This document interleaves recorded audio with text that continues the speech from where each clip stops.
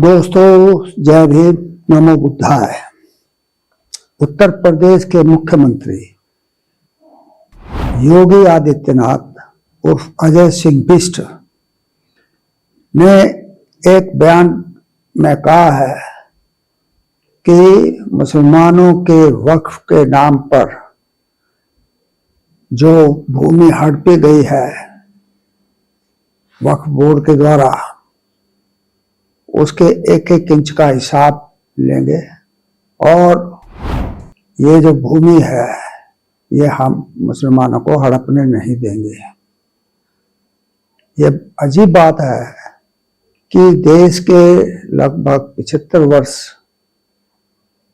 होने जा रहे हैं आज़ादी के बाद, और अजय सिंह बिष्ट पहली बार मुख्यमंत्री बने। वो 2017 में बने थे, 19 मार्च 2017, और अब 22 के चुनाव में भी वो यूपी के मुख्यमंत्री पद पर आसीन है। इससे पहले उन्होंने हिंदू युवा वाहिनी गोरखपुर में बनाई थी और उसके बल पर समाज में विष बीज बोकर वो सांसद बने थे। जिस समय योगी आदित्यनाथ यूपी के मुख्यमंत्री बने, उनके ऊपर 32 गंभीर धाराओं में केस थे। उन सभी केसों को आदित्यनाथ ने मुख्यमंत्री के पद का दुरुपयोग करते हुए हटवा दिया है। अब आप देखें कि भाई जो मुख्यमंत्री आदित्यनाथ अपने आप को हिंदू युवा सम्राट कहते हैं, तो जिस मठ के वो महंत हैं, गोरखनाथ मठ, वो बौद्ध परंपरा का ही मठ है, बौद्ध परंपरा का ही संप्रदाय है। ये इस बात से प्रमाणित हो जाता है कि आदित्यनाथ का सिर पूरी तरह से मुड़ा हुआ है, यानी कि एक भी बाल सिर पर नहीं है, उस्तरा फेरा हुआ है सिर के ऊपर, और वो कासाय वस्त्र पहनते हैं बौद्ध भिक्षुओं की तरह। यानी कि ये बौद्धों का संप्रदाय होते हुए भी जिस धर्म में किसी के प्रति नफरत की भावना नहीं हो, जिस धर्म में हमेशा प्रेम सौहार्द की भावना ही होती हो, उस धर्म को भी योगी आदित्यनाथ ने कलंकित कर दिया है। तो जब जहां तक हिंदू शब्द की बात है, तो इसको तो महर्षि दयानंद सरस्वती, जिसका बचपन का नाम मूल शंकर तिवारी था, उन्होंने कहा है कि हिंदू शब्द तो एक गाली है जो मुसलमानों द्वारा, यह फारसी का शब्द है जो मुसलमानों के द्वारा हमें दिया गया, और इसका मतलब है चोर, उचक्के या बदमाश, कायर। तो ऐसे शब्द को क्यों भारत में जो है बढ़ाया जा रहा है, उसको फैलाया जा रहा है, और सब कहते हैं गर्व से कहो हम हिंदू हैं, इसका मतलब हम चोर उचक्के हैं, बदमाश हैं, यही है। और ऐसा ही ये लोग कर भी रहे हैं। नहीं तो इनको बौद्ध परंपराओं का पालन करते हुए अपना जीवन बिताना चाहिए, लेकिन ये तो ऐसे कट्टरपन की तरफ समाज को ले जा रहे हैं जहां ना दया है, ना धर्म है, ना प्रेम है, ना सौहार्द है, कुछ भी नहीं है, सिर्फ कट्टरता है। तो कट्टरता से क्या हम देश का भला कर रहे हैं? कट्टरता से देश का बुरा ही हो सकता है, समाज का बुरा ही हो सकता है, भला नहीं हो सकता। तो अब आप देखिए कि जो आज हिंदू पर्व या त्योहार हैं और मेले हैं, ये सभी मेले बौद्ध परंपराओं के ही त्योहार हुए हैं, पर्व हुए हैं और मेले हुए हैं। बौद्ध धर्म में जो ये कुंभ मेला है, ये भी बौद्ध धर्म का ही दिया हुआ है, जो हर 12 साल बाद देश के 4 प्रमुख स्थानों से में लगाया जाता था या होता था। तो अब इसको ब्राह्मणों ने और फायदा अपना उठाने के लिए हर 6 साल में कर दिया अर्धकुंभ के रूप में। यानी कि इनको धर्म से कोई लेना नहीं है, परंपराओं से कोई लेना नहीं है, बल्कि इन्हें तो अपना स्वार्थ देखना है। और इसमें ब्राह्मणों के स्वार्थ को पूरा करने में आदित्यनाथ एक टूल के तौर से इस्तेमाल होते हैं।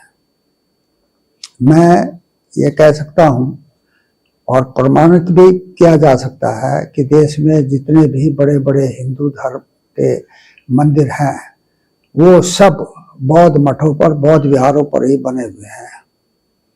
वहां पर जो मूर्ति है वो भी भगवान बुद्ध की ही मूर्ति है, जिसे विभिन्न तरीके से सजा कर, संवार कर या मुंह को ढक करके उनका किसी भी तरह से जो है वहां पर दूसरे दूसरे भगवान के रूप में उनकी पूजा होती है। जो बालाजी का मंदिर है हैदराबाद में, वो भी एक इसकी मिसाल है, क्योंकि वहां पर जो भी श्रद्धालु जाता है उसको अपने बाल जो है पूरी तरह से कटवाने होते हैं, यानी कि उस तरह फिरवाना होता है। फिर वहां कांस्य वस्त्र के जगह पर सफेद वस्त्र पहने जाते हैं। ये शायद ब्राह्मणों ने इसको बदल दिया और तब ही रामेश्वरम में जो क्या कहते हैं बालाजी मंदिर है, वहां पर दर्शन होते हैं। आप जितने भी त्योहार ले लो, जितने भी क्या कहते हैं मंदिर ले लो, कहीं पर हमारे देश में जितने भी बड़े बड़े जो हिंदू धर्म के मंदिर हैं कहे जाते हैं, वो सब बौद्ध धर्म के मंदिर या त्योहार ये अपना मठ हैं।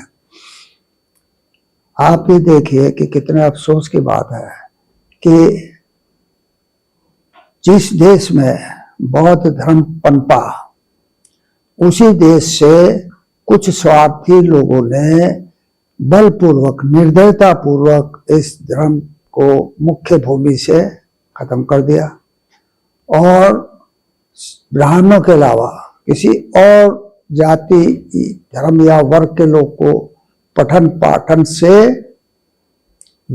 जो है पठन पाठन से रोक लगा दी।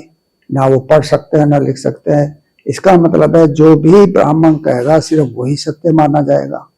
और इसी हिसाब से इन्होंने देश की जनता को पिछले करीब 1000 वर्षों से जो है अनपढ़ गंवार बना के अपना दास बना रखा है। जितने भी हिंदू धर्म के शास्त्र हैं, पुस्तकें हैं, वो सब मुस्लिम काल में ही जो है लिखी गई है। इसका उदाहरण तो खुद रामचरितमानस में जो तुलसीदास जी कहते हैं कि मांग के खाबो मस्जिद में सोबो, यानी कि मांग के खाते हैं और मस्जिद में सोते हैं। वहीं पर इन्होंने रामचरितमानस की रचना की, जो रामायण का हिंदी संस्करण है। एक तरह से रामायण में जो लिखा गया है वो भी पुष्यमित्र शुंग के दरबार का ही एक ब्राह्मण था, जिसने पुष्यमित्र शुंग को राम और सम्राट अशोक को रावण का रूप दे करके वो कथा लिखी। हमारे देश में जिसे कभी विश्व गुरु कहा जाता था बौद्ध काल में, यानी कि पूरी दुनिया से लोग पढ़ने के लिए आते थे, विश्व गुरु कहा जाता था ये देश, वो मंडूप बना दिया गया, अनपढ़ गंवार बना दिया गया।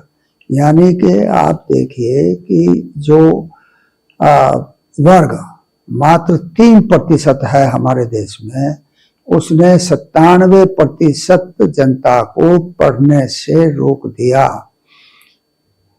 अब वो पढ़ नहीं सकते थे, समझ नहीं सकते थे, तो जो भी वो ब्राह्मण कहेगा वही सत्य है। तो इस तरह से कुमंडूप देश को बना दिया गया। और आज की जो लोग सत्ता में बैठे हुए हैं वो हमारे देश को इसी तरह से पीछे की ओर धकेल रहे हैं। आज अनपढ़ गंवार साधुओं का वर्चस्व देश में बढ़ता जा रहा है और वो इस देश को ऐसे काल में ले जाना चाहते हैं जिसको साधुओं और सपेरों का देश कहा जाता था 12वीं, 13वीं, 14वीं शताब्दी में। तो ये जो हमारे मुख्यमंत्री आदित्यनाथ कहते हैं कि वक्फ की संपत्ति के एक एक इंच का हिसाब लिया जाएगा। अरे भाई, कितने दिन तक तुम इस दुनिया में, इस देश में लोगों को मूर्ख बनाते रहोगे? कब तक ये लड़ाई झगड़े कराते रहोगे, हिंदू मुसलमान ये और वो, दुनिया भर की बातें करके? देश को तरक्की के मार्ग पर लेकर के चलो। जो देश 2014 से पहले आर्थिक स्थिति में लगभग 3रे नंबर पर आ रहा था, वो देश आज 5वें 6ठे नंबर पर है।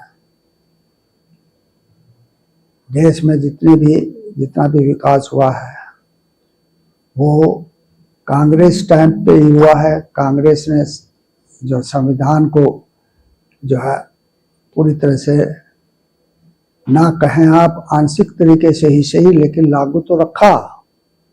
और अब का जो आपके जो सत्ताधारी लोग हैं वो तो संविधान को मानते ही नहीं, ना वो संविधान को मानते हैं, ना अम्बेडकर को मानते हैं। और देखिए कि जो गृह मंत्री है उन्होंने क्या शब्द इस्तेमाल करा बाबा साहब के लिए, अम्बेडकर अम्बेडकर अम्बेडकर, यानी कि कोई आदर्श सूचक शब्द भी, आदर्श सूचक तरीके से भी उनका के नाम का उच्चारण जो है शाह ने नहीं किया, अमित शाह ने नहीं किया। तो ऐसा वातावरण बना करके क्या होगा? देश फिर टुकड़े होंगे देश के। शायद हमारे सत्ताधारी लोग तो यही चाहते हैं चाहे देश खंड खंड हो जाए लेकिन हम सत्ता में बने रहें। यही काम उन्होंने सम्राट अशोक के बनाए हुए अखंड भारत को खंड खंड करके किया। और अब जो कांग्रेस ने इस पूरे भारतवर्ष को एक बनाया, अनेक जो यहाँ पर जो है देशी राजा थे और क्या कहते हैं छोटे छोटे अपने आप को राजा कहला करके गौरवान्वित होते थे, उन सबको 600 से ज़्यादा लोगों को मिला करके एक ऐसा भारत बनाया जो अटूट भारत है। लेकिन इसको तोड़ने का प्रयास क्यों कर रहे हैं? क्या मिलेगा? चाहे योगी आदित्यनाथ हो, चाहे वो निरंतर देव आदित्य हो, चाहे अमित शाह हो, इन 3 लोगों ने देश का भट्टा बैठा दिया है और देश को कमजोर किया जा रहा है। जय भीम, नमो बुद्धाय।